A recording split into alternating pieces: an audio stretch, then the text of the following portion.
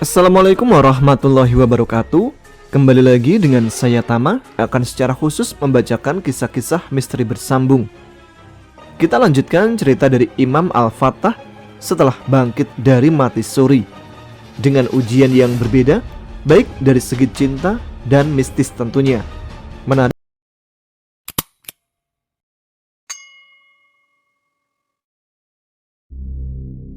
Dari sorot mata dan kedua tangannya yang terkepal, saya bisa melihat sosok yang mirip dengan saya itu sedang menahan amarah dalam dirinya. Benak saya mulai memikirkan siapa gerangan musuh besarnya yang bernama Brajakrama. Sepertinya ada dendam yang terkandung dalam suara Raja Jin saat menyebut nama musuh besarnya Brajakrama. Sebenarnya rasa penasaran mulai menggelitik batin saya. Namun rasanya akan tidak sopan jika saya mencoba bertanya langsung tentang sosok jin yang sedang menjadi buronannya sampai saat ini. Saya lebih memilih untuk menunggu Raja Jin menceritakan sendiri siapa sebenarnya sosok Brajakrama. Perlahan, sosok penguasa gaib tanah Pasundan itu bangkit dari singgasananya dan berjalan beberapa langkah ke depan. Pandangannya terlihat kosong menatap ke satu titik. Brajakrama adalah adik kandungku sendiri, Ger. Ucapan Raja Jin sontak membuat kedua mata saya membesar karena terkejut. Karena melakukan suatu dosa besar yang tidak bisa aku sebutkan padamu, Brajakrama terpaksa aku kurung di penjara gaib hingga hari kehancuran seluruh alam tiba. Kesaktian yang kami miliki pun terbilang seimbang. Itu sebabnya Brajakrama tidak bisa aku temukan hingga saat ini. Tapi dia juga tidak akan berani untuk muncul di hadapanku. Oleh karena itu, di waktu dekat aku akan mengumpulkan semua saudaramu untuk maksud yang sudah aku jelaskan tadi. Aku bersumpah untuk melenyapkan Brajakrama dengan tanganku sendiri sebelum ia melakukan pemberontakan, kata Raja Jin menutup pembicaraan sambil mengepalkan kedua tangan, lalu melangkah lagi ke arah singgasananya dan duduk kembali di sana.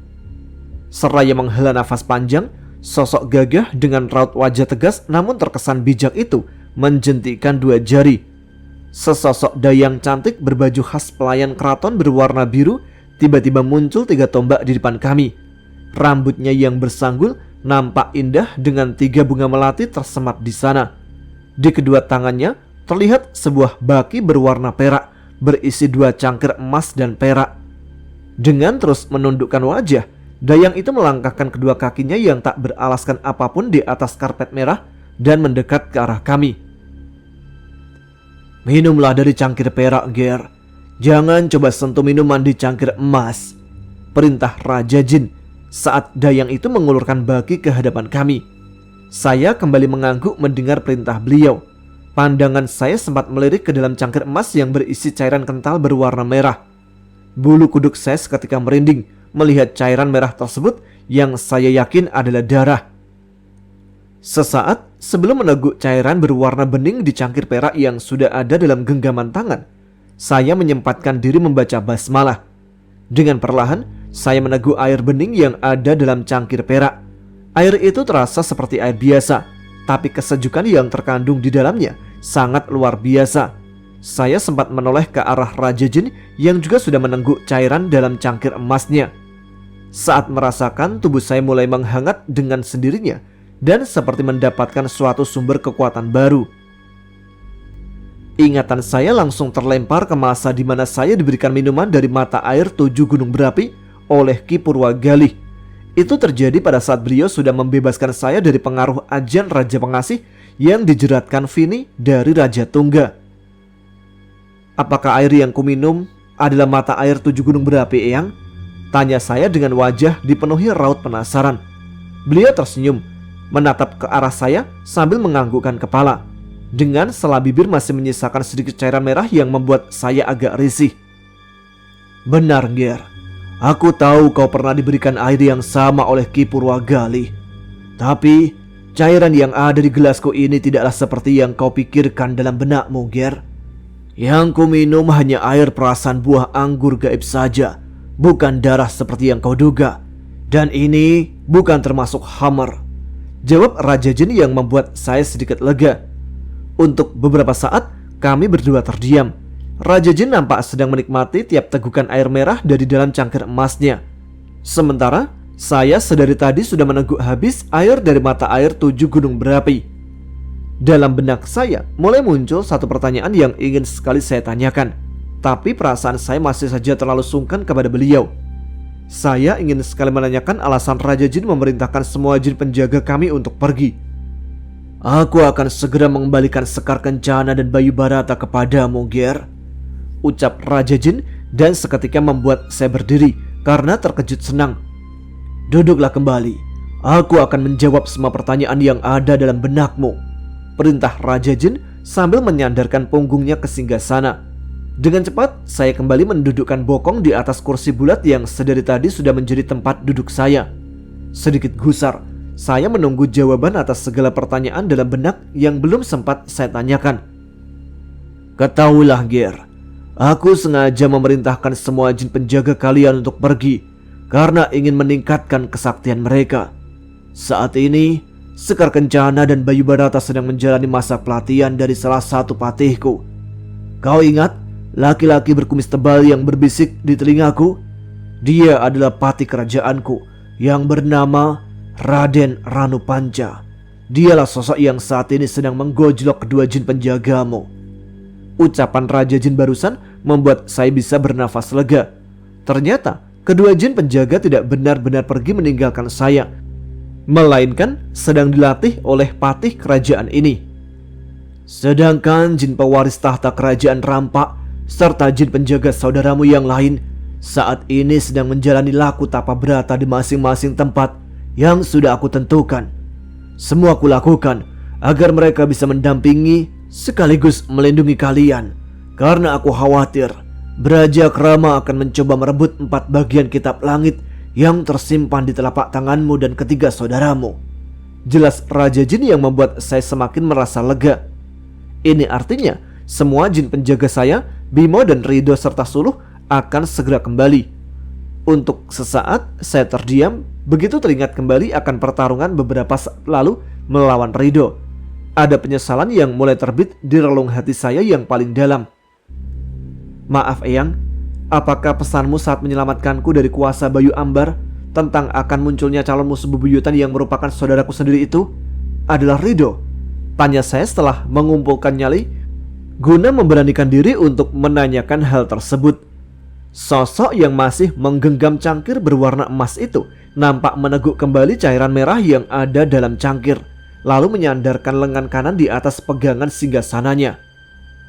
Seharusnya, Ger, seharusnya pemuda konyol itu yang akan menjadi musuh bebuyutanmu. Tapi aku sengaja merubah nasib, bukan takdir, karena aku membutuhkan kalian untuk memunculkan kitab langit. Semua kulakukan hanya untuk melenyapkan Brajakrama dengan bantuan 4 bagian kitab langit di telapak tangan kalian, jawab Raja Jin sambil menatap kosong ke arah cangkir emas yang masih tergenggam di tangannya.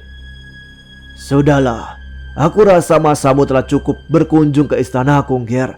Saatnya bagiku untuk mengembalikanmu ke kediaman. Dalam waktu dekat, aku akan kembali menemuimu. Aneh, saya merasa masih ada yang ditutupi Raja Jin karena melihat beliau langsung menyudahi kunjungan saya yang masih terasa sebentar. Dalam hati, saya mulai merasa ada sesuatu yang terasa tidak benar. Entah apa, tapi saya berharap itu hanya sugesti saja. Setelah kembalinya saya dari kunjungan singkat ke kerajaan penguasa gaib Tanah Pasundan, semua berjalan normal. Saya masih menikmati status sebagai seorang mahasiswa pengangguran. Kuliah saya pun berjalan sesuai keinginan. Beberapa kali saya sempat bertemu Carla dan juga Renata. Carla nampak semakin serius menjalin hubungan dengan pacarnya, yang sampai saat ini saya belum tahu namanya siapa, dan saya juga malas untuk mencari tahu. Sedangkan Renata, gadis itu juga sudah berubah. Sikapnya tak lagi jutek kepada saya, tapi seperti sedikit menjaga jarak. Anggi, saya tidak membahas banyak soal dia di sini. Intinya hubungan kami masih sama, menggantung tanpa kepastian putus atau nyambung. Semua kontaknya sudah saya blokir dari HP maupun akun media sosial yang saya miliki. Nah, kalau Ayu, cewek yang sempat dijodohkan sama saya oleh ibu dan uminya sewaktu kami masih duduk di taman kanak-kanak, semenjak kedatangan saya dan ibu untuk bersilaturahmi ke rumah keluarganya, Ayu jadi sering main ke rumah. Jika sudah di rumah, ibu kelihatan perhatian banget pada Ayu. Ibu juga sering membuat usaha-usaha konyol dengan tujuan agar saya lebih dekat pada Ayu. Oh iya, beberapa kali saya sempat bertemu Ayu di kampus. Secara dia kan temannya Renata juga. Makanya pernah Renata tanya soal hubungan saya sama Ayu seperti apa. Karena gadis itu sempat melihat saya ngobrol plus ketawa-ketawa sama Ayu. Ya, gue jawab aja padanya. Sebagai teman, itu jawaban yang saya berikan pada Renata. Dan Renata juga nampaknya paham. Tapi tetap saja, saya masih bisa melihat ada raut aneh di wajah gadis itu. Kata Ayu sih, Renata jealous. Jujur kalau ditanya pendapat saya pribadi soal cewek yang bernama Ayu, gimana ya? Ayu itu anaknya asik, gaul, enak buat diajak ngobrol dan tentu saja cantik juga sih. Ingat gak Bre, waktu gua ketemu Ayu buat yang kedua kalinya, pas dia bikin copot spion mobil almarhum bokap gua. Saat itu kan penampilan Ayu masih cenderung terbuka kan? Tapi semakin kesini, penampilan Ayu semakin enak dilihat, terutama saat main ke rumah saya. Ayu selalu memakai kaos lengan panjang dan kardigan. Jika kebetulan sedang ingin memakai rok, itu pun yang panjangnya selutut. Pokoknya, Ayu sedikit demi sedikit merubah gaya berpakaiannya. Entah demi apa atau demi siapa. Oh iya, hubungan saya dengan ketiga saudara gimana nih? Jadi semenjak perginya semua jin penjaga kami, ditambah pertempuran saya melawan Rido, hubungan kami masih seperti anak kecil yang sedang marahan. Bang, habis sarapan, kamu jemput Ayu di rumahnya ya? Ibu mau ajak Ayu ke rumah Tante Septi, kata ibu yang menghentikan langkah saya saat ingin mendengarkan musik cadas di kamar. Ayu kan ada mobil bu, abang WA aja ya, suruh dia kesini. Jangan, ibu maunya kamu yang jemput Ayu, kata uminya. Mobil Ayu lagi diservis di bengkel. Sambil ibu yang membuat saya langsung menyimpan kembali HP ke dalam saku celana pendek. Mulai lagi deh usaha konyol ibu untuk mendekatkan saya pada Ayu.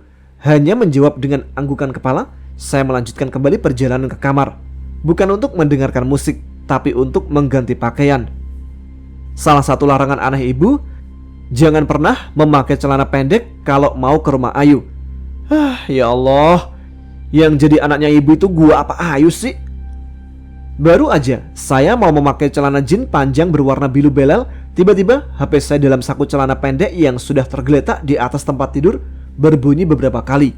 Saya cukup kaget melihat Suluh yang ternyata sedang menelpon. Dengan cepat saya memakai celana jin yang sudah masuk sebatas lutut dan mengusap layar HP untuk menjawab telepon Suluh. Halo? Ucap saya ke arah HP yang terselip di telinga dan bahu karena saya sedang mengancingkan celana jin. Cukup lama tidak terdengar balasan dari Suluh. Samar-samar saya malah mendengar suara isak tangis. Kening saya langsung berkerut, mencoba mengenali suara tangisan siapa yang terdengar dari HP saya. Kedua mata saya membesar begitu mengetahui bahwa suara isak tangis itu adalah suara Suluh. Suluh, lu kenapa nangis? Ada apaan? Ngomong ke gua kalau ada yang ganggu lu, tanya saya dengan dua pertanyaan sekaligus. Mam, gua diputusin Rido, jawaban Suluh sambil diselingi isak tangisnya. Seketika membuat mulut saya menganga. Si kampret mutusin lu? Anjir banget tuh anak, tanya saya dengan nada tinggi. Untuk beberapa saat Suluh tak menjawab. Yang terdengar dari arah HP adalah isak tangisnya kembali. Kita bisa ketemuan gak siang ini jam 1 di Taman UI? Gue lagi butuh banget teman curhat, Mam. Bisa, gue gak ada acara apa-apa kok. Gue bisa temuin lu, jawab saya yang menyambar langsung kalimat saudara perempuan saya itu. Ya udah, nanti gue WA-in tempat ketemuan di Taman UI-nya ya, kata Suluh yang terdengar sudah lebih tenang. Setelah mendapatkan kabar buruk dari Suluh menyangkut hubungannya yang kandas di tengah jalan, saya terdiam karena merasa kesal dengan ulah Rido. Gimana dia bisa mutusin Suluh? Padahal dulu dia yang ngejar-ngejar gadis itu. Emang dasar kampret, ada aja ulahnya yang bikin gua kesel. Karena mendengar suara ibu memanggil dari arah dapur, saya langsung berlari ke garasi. Saya sempat lupa kalau mendapatkan tugas untuk menjemput Ayu di rumahnya. Selesai menghangatkan mesin mobil peninggalan ayah, saya langsung berangkat guna menjalankan tugas dari ibu.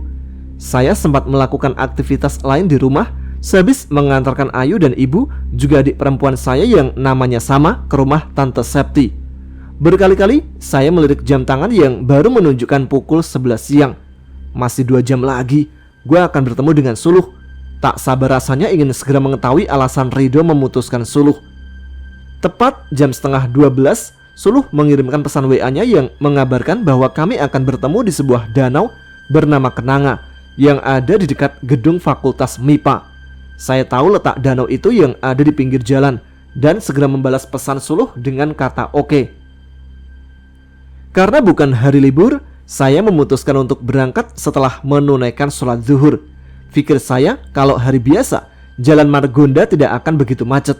Dan benar saja, saya sudah tiba di kawasan UI tepat pukul 1 siang. Saya sempat mengirimkan WA ke Suluh untuk memberitahukan bahwa saya sebentar lagi tiba. Anehnya, Suluh hanya membaca pesan saya saja tanpa membalas. Tidak jadi soal. Tepat di tepi jalan raya, saya memarkirkan mobil. Pandangan mata saya untuk beberapa saat menjelajah tiap sudut danau yang terkenal sebagai salah satu tempat paling angker di kawasan UI. Banyak orang yang terlihat di sana. Ada yang sedang memancing, meski sudah ada tanda larangan dilarang memancing. Ada beberapa pasang muda-mudi yang sedang pacaran. 2 siswi berseragam SMU yang asik berselfie sambil tertawa riang. Bahkan juga, saya melihat beberapa penampakan jin berupa genderuwo dan jin-jin lain yang sedang melayang ke sana kemari. Masih menjelajahi tiap sudut danau yang auranya tidak terlalu enak itu, tiba-tiba pandangan saya terusik begitu melihat sosok yang sebenarnya malas untuk saya temui. "Kenapa Ridho juga di sini?" tanya saya dalam hati sambil terus menatap Ridho yang sedang duduk di belahan pohon yang sepertinya sengaja difungsikan sebagai tempat duduk. Mendadak Ridho berdiri sambil mengedarkan pandangan, lalu berhenti tepat ke arah saya. Untuk sesaat kedua mata Ridho terpicingkan begitu melihat kehadiran saya di sini. Karena teringat akan penjelasan Raja Jin soal Ridho, akhirnya saya memutuskan untuk menghampirinya. Setelah mengambil nafas dalam-dalam, saya mulai melangkah mendekat ke arah Ridho. Pemuda yang sempat menjadi rival pertarungan saya beberapa waktu lalu itu terlihat kembali melemparkan pandangannya ke arah Jin Korin berupa anak muda tadi. Sepertinya Ridho sengaja tidak mau melihat kedatangan saya yang sudah beberapa langkah lagi sampai di tempat ia duduk. "Tumben, lu ngapain di sini, Doh?" tanya saya yang langsung duduk di sebelahnya, lalu melempar pandangan juga ke arah yang sama seperti Ridho. Sebatang rokok saya keluarkan dari bungkusan yang ada dalam saku celana jeans. Saya nyalakan ujungnya dan mulai menghisap rokok itu perlahan-lahan. "Lu ngapain kesini, Mam?" kata Ridho yang malah balik bertanya. Satu hembusan nafas saya keluarkan dari mulut dan membuang asap putih yang langsung menyebar dan menghilang. "Lu kenapa putusin Suluh?" Pertanyaan saya kali ini membuat kedua mata Ridho terbelalak. "Putus? Gua nggak putusin Suluh. Yang ada Suluh telepon gua terus ngajak ketemuan di sini." Kalimat Ridho barusan membuat saya melakukan hal sama sepertinya, membelalakkan kedua mata. Otak saya langsung berputar, mengetahui kalau Suluh sama-sama menelpon saya dan Ridho dan mengajak untuk bertemu di Danau Kenanga. "Anjir, Suluh udah ngerjain kita," gumam saya dengan suara pelan. "Tunggu, Mam, maksud lu bilang Suluh udah ngerjain kita apaan?" tanya Ridho yang masih tak paham juga. Pertanyaan Ridho kali ini kembali saya jawab dengan menghembuskan asap rokok keluar dari mulut. "Lu bilang Suluh telepon, terus ngajak janji di sini kan?" tanya saya yang dibalas dengan tatapan bingung Ridho. "Sama, Suluh juga telepon gua sambil nangis-nangis. Dia bilang lu mutusin dia. Terus Suluh juga ngajak ketemuan buat curhat ke gua soal putusnya kalian. Dan bukannya Suluh yang gua temuin, tapi malah elu. Kalau bukan kita dikerjain Suluh, apalagi coba?" jelas saya sambil menatap ke arah danau. "Maksudnya apa ngerjain kita?" tanya Ridho yang masih terlihat bingung. Saya yang mulai gregetan melihat Ridho masih belum juga paham, melemparkan puntung rokok yang sudah habis, lalu menggeser posisi duduk hingga menghadap Ridho. "Lu makin kesini makin on aja, Doh. Maksudnya Suluh ya apalagi selain bikin kita ketemu berdua terus baikan. Gitu doang lu bikin bingung sih," kata saya menjelaskan maksud yang terkandung dari niat Suluh mempertemukan saya dengan Ridho. Ridho sendiri terdiam sambil menarik nafasnya panjang-panjang. Kemudian melirik ke arah saya yang sudah menggeser duduk kembali menghadap danau. "Maafin gua, Bre.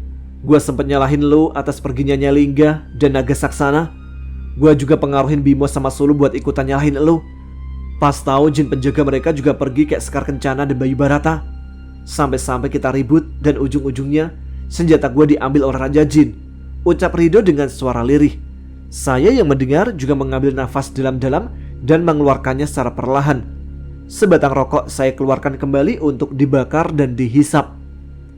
Gua juga minta maaf bre, kemarin itu gue lagi down banget. Gue udah sempat ceritakan ke lu soal masalah demi masalah yang muncul dan bikin perasaan gue drop banget. Tapi pas gue datang, lu malah tambah masalah dengan nyalain gue atas kepergian semua jin penjaga. Padahal waktu itu Sekar sama Bayu Barata juga sama-sama ninggalin gue, ucap saya dengan menatap kosong ke arah danau. Untuk beberapa saat saya dan Rido sama-sama tenggelam dalam diam. Jelas sekali terasa bahwa kami berdua menyesali apa yang sudah terjadi. Perlahan Rido melirik saya kembali, tapi kali ini terasa jauh lebih lama, hingga saya mulai merasa risih dilirik sedemikian lamanya oleh Rido. Bre, jadi sekarang kita udah saudara lagi ya? Tanya Rido yang saya balas dengan anggukan kepala dan sebuah senyuman hangat. Kita harus pelukan atau gimana bre? Tanya Rido lagi yang membuat saya mengerutkan dahi karena bingung akan maksud ucapannya barusan. Ya maksudnya biar momen maafan kita lebih afdol aja bre. Ogah banget, ntar kita disangka mahu bre. Lu gila aja pakai minta peluk segala. Tolak saya sambil berdiri menatap aneh ke arah Rido yang juga ikut berdiri. Kalau nggak meluk, nyium aja deh bre. Nyium, kata Rido lagi sambil memonyongkan mulutnya. Saya yang tahu Rido sedang bercanda konyol seperti biasa langsung menendang betisnya. Rido tertawa terbahak-bahak hingga menarik perhatian orang lain yang langsung menatap ke arah kami. Tak mau dianggap sebagai sepasang pria penyuka sesama jenis, saya langsung pergi meninggalkan Rido menuju mobil yang terparkir di seberang jalan. Besok gue ke rumah lu bre, lu balikin motor Anggi yang ada di rumah lu sama Bimo, kata saya setengah berteriak ke arah Rido dan balas dengan acungan 2 jempol tangannya. Di dalam mobil, saya sempat tersenyum lega karena hubungan persaudaraan saya dan Rido sudah kembali membaik. Alhamdulillah, Raja Jin sudah membelokkan nasib yang seharusnya membuat kami menjadi musuh bebuyutan. Mudah-mudahan setelah ini saya, Rido, Bimo sama Suluh bisa berkumpul kembali sebagai saudara.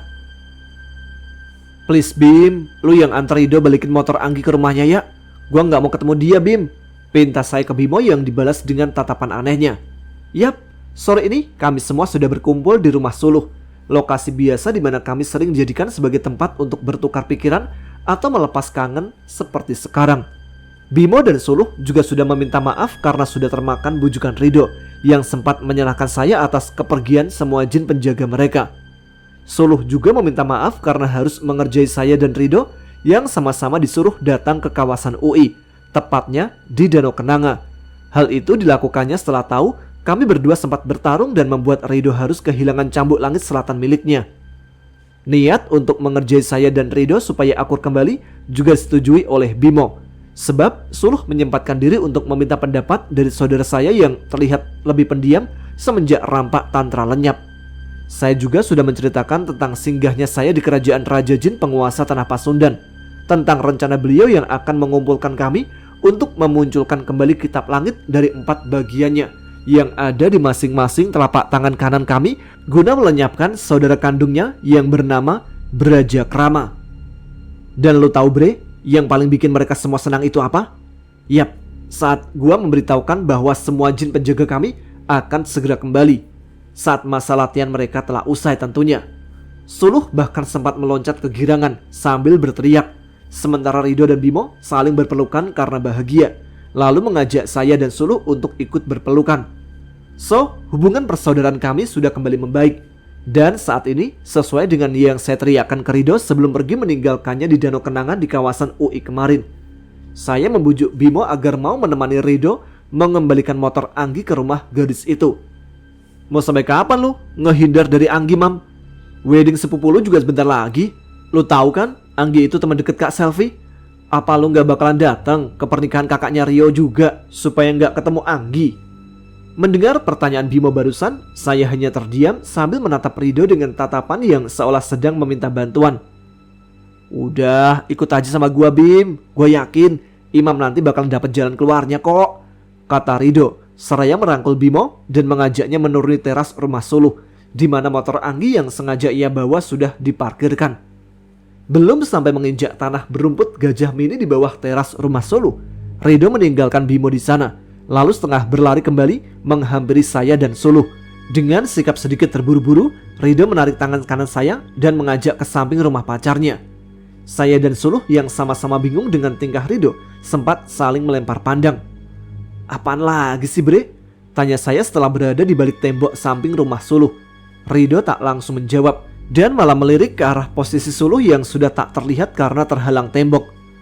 "Dengerin, Bre, gua sama Bimo kan mau nolongin elu nih, dan kita sama-sama tahu kalau rumah Anggi kan lumayan jauh dari sini. Otomatis perjalanan gua sama Bimo bakalan lama. Terus," ucapan Rido yang cukup membuat saya pusing kemana arahnya terdengar terputus dan berganti menatap saya dengan aneh.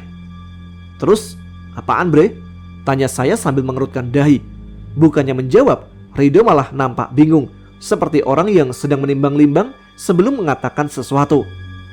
"Tapi lu jangan marah ya, Bre," pinta Rido, lalu melirik ke arah belakang karena khawatir ada orang yang akan mendengar ucapannya nanti. Saya yang semakin bingung segera menganggukkan kepala, pertanda menyetujui permintaan Rido agar saya tidak marah setelah apa yang akan ia ucapkan. Perlahan Rido merangkul bahu saya sekaligus mengganti posisi kami yang semula berdiri berhadapan menjadi bersebelahan. "Gini, Bre, kalau gua sama Bimo perginya lama, lu kan bakalan berdua aja tuh sama Suluh." Bentar, Bre, jangan bilang lu masih cemburu sama gua," kata saya yang langsung memotong ucapan Rido sambil menatapnya dengan kedua alis tertekuk. Melihat Rido yang hanya terdiam seraya melemparkan pandangan ke atas, saya langsung melepas rangkulannya dari bahu saya dan berniat pergi meninggalkan salah satu saudara saya yang paling konyol itu. Mam, tunggu apa? Lu kan udah janji gak bakalan marah," kata Rido yang dengan cepat menarik lengan saya hingga langkah kaki saya terhenti. "Gua gak marah, gua cuma mau ambil rokok di depan." "Pede banget lu," kilah saya yang membuat Rido terlihat kecelek dan langsung melepaskan pegangan tangannya di lengan saya. "Lu kenapa sih, Bre? Bisa cemburuan banget ke gua? Lu kan tahu gua gak pernah ada rasa ke cewek lu. Pacaran aja kagak. Apa yang lu mau cemburuin dari gua?" tanya saya ke Rido. "Gua juga gak tahu, Bre, kok gua bisa cemburuan banget ke lu. Padahal gua tahu Suluh juga udah gak ada rasa buat lu. Tapi tiap lihat lu di dekat Suluh, tiba-tiba hati gua ngerasa gak enak aja, Bre. Kayak ada yang sakit gitu di dalam sanubari gua." Mendengar ucapan Rido barusan yang sok puitis, saya langsung menepok jidatnya dari depan. "Satu-satunya cara biar lu gak cemburuan lagi ke gua, lu mesti merit sama Suluh cepet-cepet, Bre," ucap saya sambil mengeloyor pergi meninggalkan Rido sendirian di tembok samping rumah pacarnya. Saat tiba kembali di depan, Suluh sempat bertanya tentang apa yang kami lakukan di belakang. Karena melihat Rido sudah mengekor saya, timbul niat jahil untuk menjawab pertanyaan Suluh barusan. "Tadi Rido curhat ke gua, katanya mau ngelamar lu 3 bulan lagi." Itu jawaban saya untuk pertanyaan Suluh. Rido yang juga mendengar dengan jelas langsung menendang bokong saya dari belakang, tapi berhasil saya tangkis. Sementara Suluh hanya terdiam meski saya sempat melihat ada rona merah di wajahnya. Saya sengaja meninggalkan Rido yang mencoba menjelaskan semua ke Suluh. Dengan masih tertawa puas, saya mendekati Bimo di ujung teras. Saudara saya itu terlihat memasang wajah herannya. Tanpa menunggu Bimo bertanya, saya meneruskan kejahilan dengan mengatakan hal sama kepadanya, seperti yang barusan saya katakan ke Suluh. "Wah, gua gak nyangka, Do, ternyata lu udah niat serius ke Suluh. Selamat deh, Do," kata Bimo ke arah Rido yang baru saja tiba di teras. Dengan kedua mata melotot, Rido menatap saya yang masih sesekali tertawa. "Lu jangan percaya omongan tuh kampret, Bim. Tukang nyebar gosip dia," umpat Rido sembari melangkahkan kakinya menuju motor sport merah. Saya masih tertawa melihat Rido memasang wajah jutek sebelum menutup kepalanya dengan helm. Bimo yang nampak sedikit tidak paham hanya memandangi saya lalu berjalan pula ke arah motor metik putih milik Suluh. Melihat mereka sudah menjalankan motor masing-masing keluar dari pekarangan rumah Suluh, saya mengeluarkan sebatang rokok dan duduk di undakan pertama yang ada di teras rumah ini. "Mam, aku boleh ngomong serius nggak?" ucap Suluh dengan tiba-tiba sambil duduk di sebelah saya. Pandangan mata saya sempat menatap bingung ke arah Suluh yang terlihat sedang menundukkan kepalanya. "Ngomong serius soal apaan, Suluh?" kata saya balik bertanya dengan perasaan mulai tidak enak. Jujur melihat Suluh terdiam sambil meremas-remas jari-jarinya, seperti orang yang ingin mengatakan sesuatu cukup berat, membuat saya gusar dan mulai muncul perasaan tidak enak di batin saya. "Gua minta maaf ya, Mam," ucap Suluh dengan suara lirih seraya melirik ke arah saya untuk sesaat, lalu kembali menundukkan wajahnya. Asli, Perasaan gue menjadi semakin tidak enak setelah mendengar permintaan maaf barusan dari Suluh. Apa yang udah dilakukan saudara perempuan gue itu sampai kelihatan gelisah dan minta maaf pula ke gue. Minta maaf buat apa? Lu gak punya salah apa-apa ke gue, Suluh. Soal kesalahpahaman kemarin kan udah kita bahas tadi. Semua udah clear kok. Gue udah gak nyimpan amarah sedikit pun ke kalian bertiga. Bukan soal itu, Mam. Tapi sambar Suluh yang membuat saya semakin penasaran akan maksud permintaan maafnya. Dengan menghisap rokok dalam-dalam, saya terdiam menunggu Suluh menjelaskan kesalahan apa yang sudah membuatnya meminta maaf tadi. Berkali-kali Suluh terdengar menarik nafas panjang, berusaha untuk menenangkan diri sendiri. Ini soal Anggi, Mam, ucap Suluh yang membuat saya langsung menoleh ke arahnya begitu mendengar ia menyebut nama Anggi.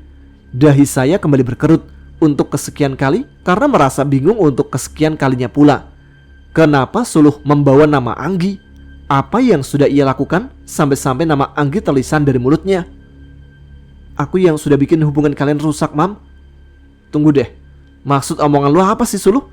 Ucap saya yang menyambar kalimat gadis itu setelah membuang rokok yang baru setengahnya terbakar. Lu inget gak pas cewek yang namanya Renata datang ke rumah lu, Mam?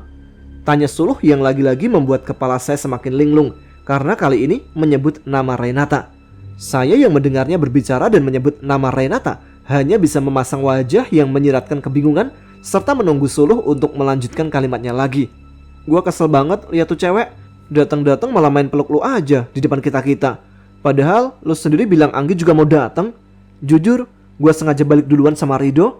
Terus setelah Rido pulang, gua langsung ke rumah Anggi. Di sana gua ngobrol banyak ke Anggi dan gak terasa gua salah ngomong, Mam. Kembali ucapan Suluh terhenti. Saya yang kali ini merasa sangat-sangat kentang akan penjelasan Suluh langsung mengambil sebatang rokok lagi dan membakarnya dengan segera. Sementara Suluh sendiri terdengar mengambil nafas dalam-dalam dan mengeluarkannya perlahan. Di sana gue bilang kalau penyebab mati surinya elu bukan karena tersenggol mobil terus jatuh dari motor, tapi karena tertusuk pedang gaib saat melawan jin jahat bernama Bayu Ambar. Seketika rokok di selipan kedua ujung jari telunjuk dan jempol tangan kanan saya terlepas dengan sendirinya. Tatapan mata saya yang membesar memandang Suluh dengan tatapan tidak percaya dan sempat membuat gadis itu tertunduk. Entah apa yang saya pilih untuk dirasakan saat ini setelah mendengar alasan Suluh meminta maaf. Yang ada hanya rasa marah dan kecewa. Saya sempat mengambil rokok yang terjatuh dan menghisapnya dengan cepat. Tingkah saya menjelaskan sekali perasaan yang tak menentu dalam hati. Tiap isapan rokok sama sekali tidak terasa nikmat dan mampu mengurangi apapun. Tiba-tiba saya mendengar Suluh menangis sambil berkali-kali meminta maaf. Melihat satu-satunya saudara perempuan dari ikatan darah di masa lalu itu terisak, saya langsung terbayang wajah adik saya sendiri, Ayu. Dengan perlahan saya melemparkan rokok ke depan dan mengambil nafas dalam-dalam, lalu mengeluarkannya perlahan. Shh, udah Suluh, lu gak usah nangis, gue gak apa-apa kok.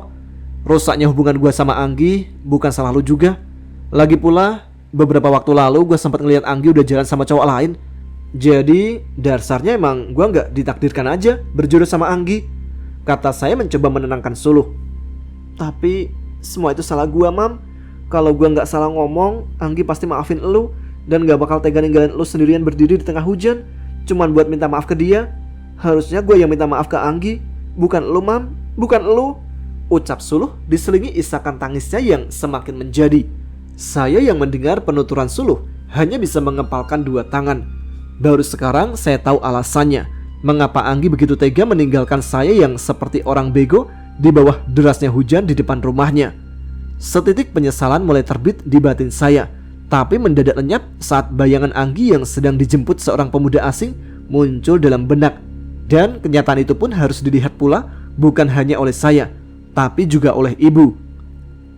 Di dalam kamar, saya termenung masih memikirkan ucapan Suluh yang menerangkan bahwa ia adalah sosok yang harus bertanggung jawab atas rapuhnya hubungan saya dengan Anggi.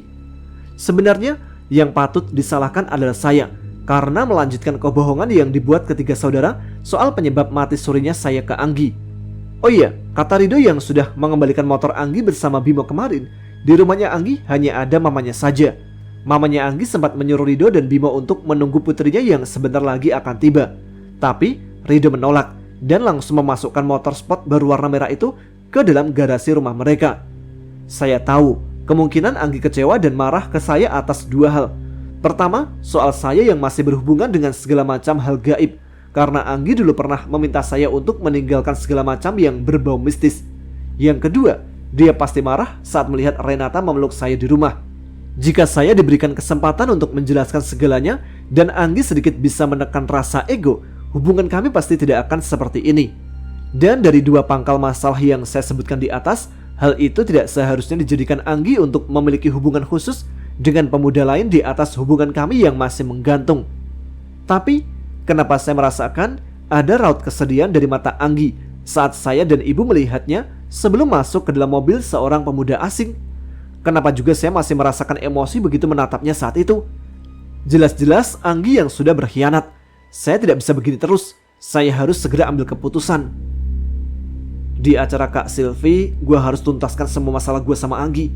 Gue harus putusin dia, ucap saya dalam hati, meski tetap saja terasa getir saat mengucapkannya. Beberapa lagu cadas sengaja saya putar dari mini home theater yang ada di kamar. Setidaknya perasaan saya akan jauh lebih baik. Tiba-tiba adik perempuan saya, Ayu, langsung membuka pintu kamar yang tidak saya kunci dan main duduk saja sambil nyerocos gak jelas. "Kamu ngomong apa sih, Dek?" tanya saya heran dengan tangan menekan tombol volume di remote untuk mengecilkan suara musik yang menghentak. Ayu nampak mencibir ke arah saya yang baru bereaksi setelah ia telah berbicara gak jelas. Lalu gadis kecil yang mau beranjak remaja karena sudah kelas 1 SMP itu merebut remote mini home theater yang ada di genggaman tangan saya dan langsung menekan tombol off. "Ya, kok dimatiin, Dek? Abang kan lagi dengerin lagu," keluh saya sambil mencoba merebut remote dari tangan Ayu. "Abang dari tadi panggil ibu. Ada Kak Ayu juga di luar tuh," jawab Ayu seraya meletakkan remote di depan speaker aktif di atas meja kecil di sebelah tempat tidur. "Ya udah, kamu duluan aja ke depan. Bilang ibu bentar lagi abang kesana," perintah saya ke Ayu, lalu mengambil kaos dari lemari dan mengenakannya. Saya sempat merapikan rambut yang memang sudah semakin gondrong. Ibu beberapa kali sempat menyuruh saya untuk mencukur rambut, tapi saya malas. Menurut saya, sesekali memiliki rambut gondrong bukan masalah besar. Lagi pula, gondrongnya bukan yang tidak beraturan, tapi masih rapi dan membuat saya terlihat lebih maskulin. "Kamu ngapain aja sih di kamar, Bang? Ibu dari tadi panggil-panggil gak juga keluar," kata ibu sedikit melotot. "Abang lagi dengerin lagu, Bu," jawab saya sambil duduk di sofa sebelah ibu, hingga dapat melihat Ayu dengan jelas karena posisi duduknya berhadapan dengan saya. Saya sempat mengedipkan sebelah mata ke arah Ayu yang terlihat sedang memperhatikan saya. Seketika, gadis itu membesarkan kedua mata karena kaget dan langsung melemparkan pandangan ke arah lain untuk menyembunyikan wajahnya yang merona. Ibu yang melihat hal tersebut tersenyum penuh arti, lalu menyodorkan sebuah undangan berwarna marun merah dengan foto Om Hendra dan Tante Septi di bagian depan. Saya sempat membaca nama orang yang diundang di atas sebuah stiker putih di bawah gambar Om Hendra dan Tante Septi. Pandangan saya menatap bingung pada ibu, meski tetap saya terima undangan itu. "Ibu mau minta tolong sama kamu dan Ayu, anterin undangan ke rumah saudaranya ayah, Pak Sugeng," ucap ibu yang membuat saya cukup terkejut. "Pak Sugeng kan rumahnya di Ciledug, Bu. Jauh banget. Emangnya nggak ada nomor HP-nya, Bu? Lewat WA aja ngundangnya," kata saya sambil meletakkan undangan itu di atas meja. "Hus, ini amanat dari tante kamu. Lewat WA udah ibu undang tadi, tapi undangan resminya tetap harus disampaikan, Bang. Udah sana, ganti celana sama yang panjang. Mau ke rumah saudara harus rapi," sanggah ibu yang disusul senyuman Ayu. Dengan setengah hati, saya terpaksa menuruti ibu dan kembali ke kamar untuk mengganti celana. Setelah mengenakan celana panjang hitam dan mengganti kaos dengan yang putih bergambar kartun jamur warna hitam, saya segera kembali ke ruang tamu. "Pakai mobil Ayu aja, Bang. Sekalian, kata Ayu nanti mau dicuci steam," kata ibu sambil menyerahkan kunci bergantungan boneka Mickey Mouse kecil. Saya sempat menoleh ke arah Ayu yang langsung menganggukkan kepalanya. Sambil menarik nafas, saya mengambil kunci mobil Ayu dan juga undangan di atas meja, lalu mengajak Ayu untuk keluar menuju teras. Pandangan saya sempat menoleh ke arah Ayu yang sedang mencium tangan ibu untuk berpamitan. Ibu nampak mengikuti Ayu dari belakang dan berdiri di depan teras dengan senyuman manis melihat kami yang sudah berada dalam mobil.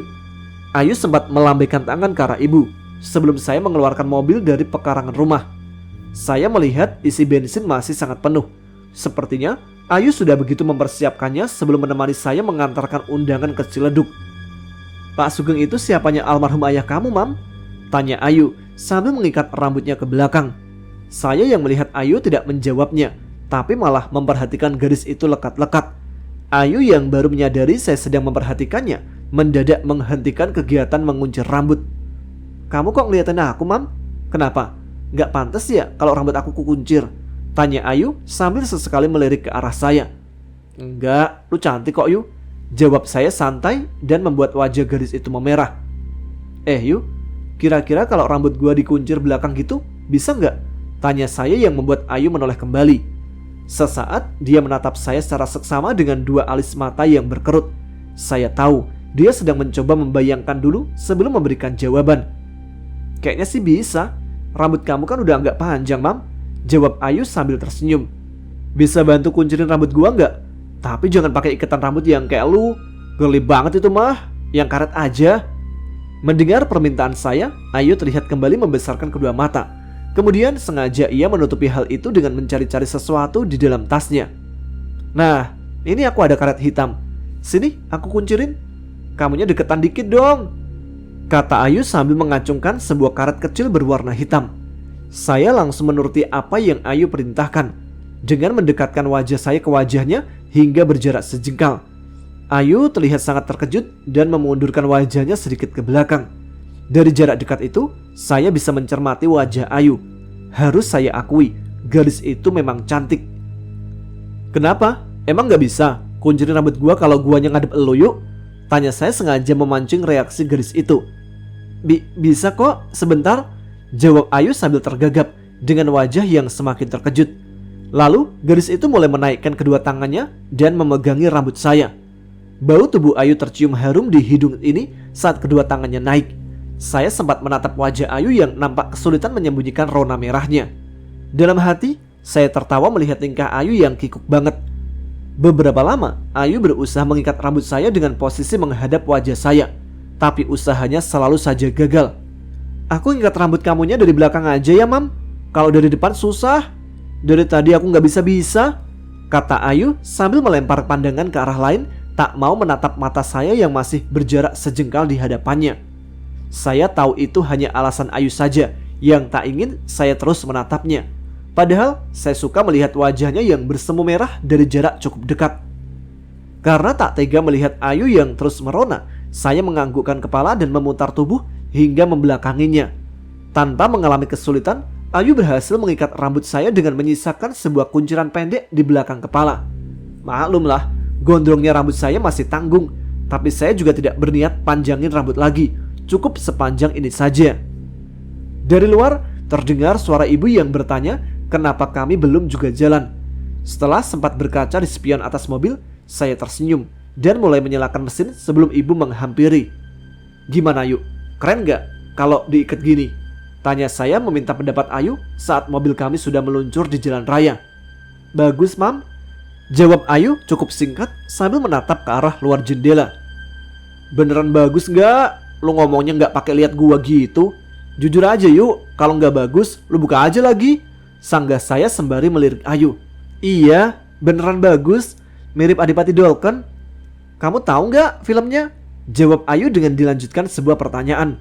Gak tahu sih, tapi kalau Velove Vexia gua tahu sih. Dia cantik banget. Dasar cowok.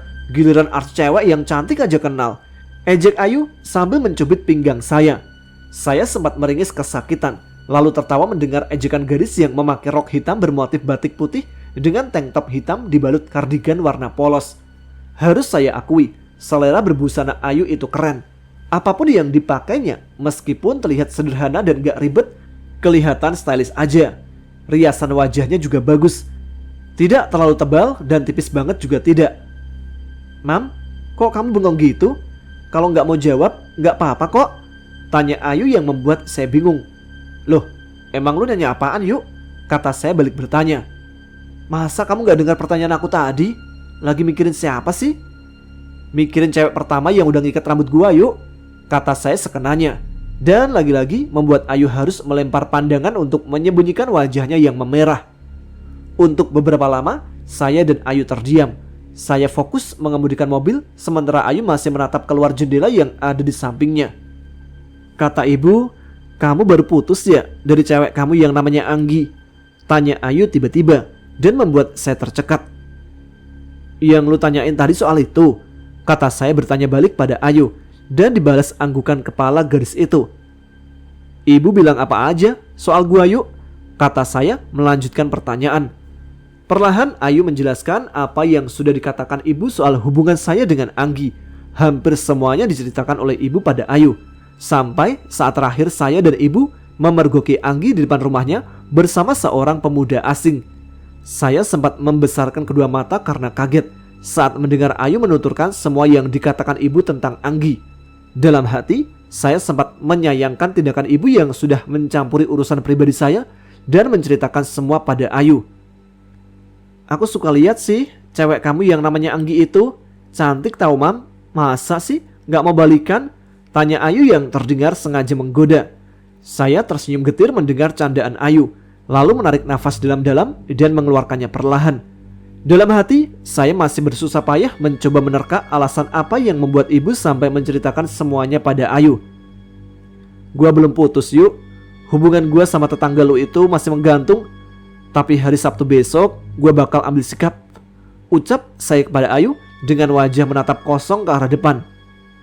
Sore harinya, selepas Ayu pulang, saya langsung menyusul ibu ke dapur. Saya berniat menanyakan alasan ibu yang sudah menceritakan pada Ayu perihal hubungan saya dengan Anggi. Dengan wajah tertekuk, saya menuangkan segelas air putih dingin dari botol yang ada dalam kulkas. Lalu sengaja meletakkan gelas sedikit kasar di atas meja makan. Ibu sempat melirik ke arah saya dan mulai berjalan menghampiri. Kamu ngambek sama ibu bang? Soal Anggi yang ibu ceritakan ke Ayu ya? Tebak ibu yang saya balas dengan anggukan kepala. Dengerin bang, ibu gak mau kamu masih terpaut sama Anggi terus. Ibu mau kamu menatap ke depan dan tinggalkan masa lalu di belakang. Maafin ibu kalau terlalu ikut campur. Tapi maksud ibu ceritakan semua ke Ayu biar gadis itu tahu dan tidak berharap banyak dari kamu. Sudah berapa anak gadis orang yang harus kecewa sama kamu? Padahal ada beberapa orang yang menurut ibu lebih baik dari Anggi. Mau sampai kapan kamu terus menjalin hubungan yang selalu saja ada masalah? Kata ibu panjang lebar dengan nada suara tidak menggurui. Saya tertegun mendengar kalimat demi kalimat yang ibu tuturkan. Hampir semua yang beliau lisankan itu benar adanya. Sedikit demi sedikit tekad saya untuk mengakhiri hubungan yang tidak sehat dengan Anggi semakin kuat. Tadi Tante Septi telepon, katanya kamu diminta jadi pagar bagus di acara nikahan Selfie Sabtu besok. Terus ibu mau kamu ajak Ayu sebagai pasangan. Satu lagi, ibu gak suka lihat rambut kamu diikat macam berandal pasar. Kata ibu yang membuat saya cukup terkejut. Kenapa harus ajak Ayu sih bu? Ibu kan janji gak melanjutkan perjodohan yang dulu. Tolak saya sambil menyandarkan punggung di bagian atas kursi makan. Kamu kenapa sih gak suka banget sama Ayu bang? Dia cantik, pinter, keluarganya juga ibu sudah kenal baik. Sanggah ibu dengan suara lebih tinggi. Saya langsung terdiam mendengar ucapan ibu yang lebih tepatnya berupa sebuah bentakan itu. Saya sangat tidak mau obrolan sore ini harus diakhiri oleh pertengkaran dengan sosok yang sangat saya sayangi tersebut. Ibu juga sama terdiam seperti halnya saya. Nampaknya ibu tidak sengaja meninggikan suaranya tadi. Perlahan ibu memegang kedua tangan saya yang tertumpu di atas meja. Saya menoleh ke arah ibu yang tersenyum. Maafin ibu ya bang, ibu gak sengaja bentak kamu. Sekarang begini saja, terserah kamu mau ajak Ayu atau tidak ke pestanya Kak Silvi besok Sabtu. Ibu gak bakal maksa deh, ucap ibu dengan suara yang lebih enak didengar. Saya pun menganggukkan kepala dan membalas senyuman ibu. Abang bukannya gak suka sama Ayu bu, cuma yang namanya perasaan kan gak bisa dipaksakan. Sabtu besok abang janji deh bakal ajak Ayu buat nemenin abang jadi pagar bagus. Tapi abang minta satu syarat, boleh? Tanya saya setelah memutuskan untuk menerima permintaan ibu. Dan ibu nampak berkerut bingung dan menunggu saya untuk menyatakan syarat yang akan saya sebutkan. Gimana ya? Abang boleh gak gondrongin rambut? Pinta saya ke ibu dan dibalas dengan kedua mata yang membesar. Ayolah bu, abang boleh ya gondrongin rambut?